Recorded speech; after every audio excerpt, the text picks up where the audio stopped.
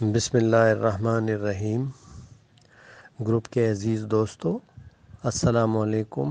میں ہوں ڈاکٹر فاروق کے پی کے ثوابی سے، اور آج ہم بورک میٹر میڈیکا سے ایکونائٹ کا پہلا حصہ پڑھیں گے۔ تو ڈاکٹر بورک ایکونائٹ کے بارے میں کہتے ہیں: a state of fear, anxiety, anguish of mind and body, physical and mental ریسٹلیسنس.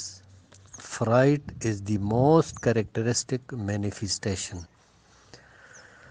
State of fear یعنی خوف کی حالت، انزائٹی پریشانی، اینگوش تشویش یا اضطراب، اور ریسٹلیسنس یعنی بے چینی، فرائٹ یعنی ڈر، اور کیریکٹرسٹک مینیفیسٹیشن مینز کلیدی علامات یا کلیدی خصوصیات. یعنی ڈاکٹر بورک ایکونائٹ کے بارے میں کہتے ہیں کہ ذہنی اور جسمانی طور پر خوف، بے چینی، اضطراب اور سخت اذیت کی کیفیت، ذہنی اور جسمانی بے قراری، ڈر اور خوف ایکونائٹ کا مخصوص ترین مظہر ہیں، یعنی کلیدی علامات یا کی سمٹمز ہیں۔ آگے کہتے ہیں: acute, sudden and violent invasion with fever call for it. حاد تکالیف، ایکیوٹ حاد، سڈن اچانک، وائلنٹ شدید، انویژن یعنی حملے، یعنی ایسے حملے جس میں شدت بھی ہو اور ساتھ میں بخار بھی ہو اور جو اچانک آ جائے، تو وہاں پر ایکونائٹ کو ضرور یاد رکھنا چاہیے. Does not want to be touch. یہ لوگ یعنی ایکونائٹ کے مریضوں کی ایک پہچان یہ بھی ہے کہ یہ لوگ چھوا جانا برداشت نہیں کرتے، پسند نہیں کرتے. Sudden and great sinking of strength. Sudden means اچانک، سنکنگ ڈوبنا، اسٹرینگتھ طاقت یعنی اچانک اور بہت شدید طور پر طاقت کی کمی، جسمانی توانائی ڈوبتی ہوئی محسوس ہونا، یہ بھی ایکونائٹ کی ایک خاص علامت ہے. Complaints and tension caused by exposure to dry cold weather. ایسی تکالیف اور پریشانیاں جو سرد اور خشک موسم کے اثر سے ہو.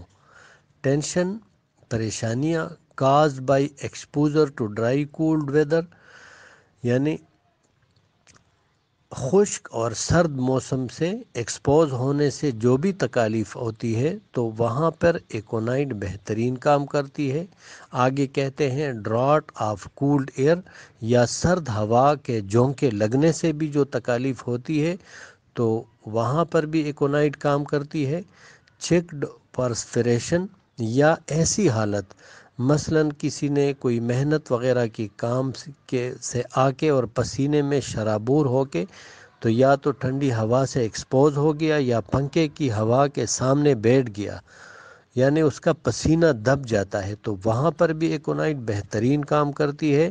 Also complaints of very hot weather یا ایسی تکالیف بھی ایکونائٹ کے زمرے میں ہی آتی ہے جو گرم موسم کی وجہ سے ہوتی ہو. ہاٹ ویدر گرمی سے یعنی گرم موسم سے، especially gastro intestinal disturbances etcetera, اور خاص کر ایسی تمام خرابیاں جو نظام ہضم سے متعلق ہو. گیسٹرو انٹسٹائنل یعنی ہاضمے سے متعلقہ ڈسٹربنسز، خرابیاں. فرسٹ ریمیڈی ان انفلیمیشنز، انفلیمیٹری فیورز. انفلیمیشن مینز ورم، انفلیمیٹری فیور مینز سوزشی بخار. ورم اور سوزشی بخاروں کے لیے آپ کو پہلے درجے کی دوائیوں میں ایکونائٹ ضرور ملے گی، یعنی یہ وہاں پہ پہلے نمبر پہ آتی ہے. Serous membranes and muscular tissue affected markedly. Serous membranes یعنی سیرم کی جلیاں یا خون اور پانی کی جلیاں. مسکولر ٹیشوز عضلاتی بافتیں. افیکٹڈ اثر انداز ہوتی ہے، مارکڈلی یعنی خاص طور پہ. سیرم یعنی آب و خون کی جلیاں اور عضلاتی بافتیں خراب ہونا اس دوائی کی ایک نمایاں علامت ہے۔ مارکڈلی یعنی ہائی لائٹ شدہ، برننگ ان انٹرنل پارٹس، جسم کے اندرونی حصوں میں جلن بھی اس دوائی کی ایک خاص علامت ہے۔ ٹنگلنگ اور جھنجھلاہٹ بھی اس دوائی کی ایک خاص علامت ہے۔ کولنس اینڈ نمنس، خنکی یعنی ٹھنڈک کا احساس ہونا اور سن پن، یہ بھی اس دوائی کی خاص علامت ہے۔ انفلوئنزا یعنی وبائی زکام بھی اس دوائی کی ایک خاص علامت ہے۔ ٹینشن آف آرٹریز، شریانوں کی اینٹن یعنی کھنچاوٹ، یہ بھی اس دوائی کی ایک خاص علامت ہے۔ Emotional, physical and mental tension explain many symptoms. Emotional یعنی جذباتی، فزیکل جسمانی، مینٹل ذہنی، ٹینشن پریشانیاں، اور سمٹمز علامات یعنی بہت سی علامات کا تعلق جذبات کی وجہ سے پیدا شدہ جسمانی اور ذہنی کھنچاؤ کے ساتھ ہونا بھی اس دوائی کی خاص علامات ہے۔ when prescribing aconite remember aconite causes only functional disturbances۔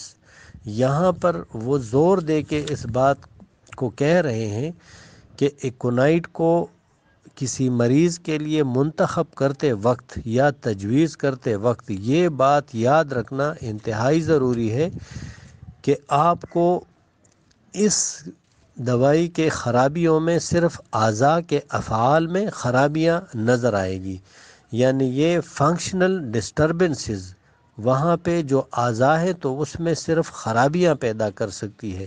Know evidence that it can produce tissue changes, اور اس بات کا کوئی ثبوت ابھی تک نہیں ملا۔ ایویڈنس ثبوت، پروڈیوس لانا، اور ٹیشو چینجز یعنی یہ جسمانی ٹیشوز میں کوئی تبدیلیاں نہیں لاتی۔ جب تبدیلی آ جاتی ہے تو پھر وہاں پہ ایکونائٹ اس کی میڈیسن نہیں ہوگی۔